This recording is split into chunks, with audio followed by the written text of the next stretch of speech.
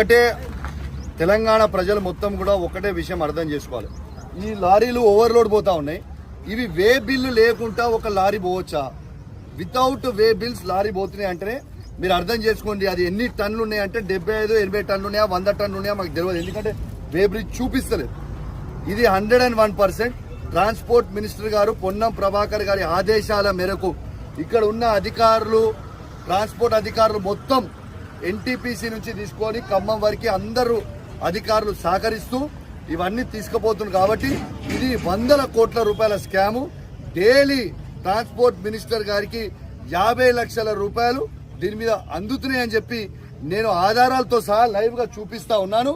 కాబట్టి ఇది ఖచ్చితంగా ఈ మంత్రి గారిని బర్తరఫ్ చేయాలని నేను డిమాండ్ చేస్తా ఉన్నాను. డైలీ పోయే లారీలు దాదాపు 200 నుంచి 300 మధ్యలో ఎవ్రీడే లారీలు పోతున్నాయి.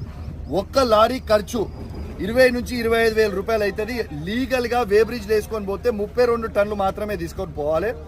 వీళ్ళు ఒక 32 టన్నుల డబ్బులు కడుతున్నారు లారీ 25,000, కానీ తీసుకుపోయేది 75 నుంచి 80 టన్నులు.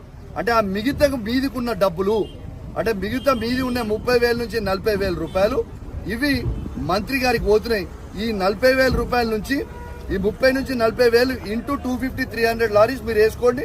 మీకు డైలీ మంత్రి గారు సంపాదించిన 50 లక్షల లెక్క మీకు దొరికిపోతుంది. చూసుకోండి. Thank you.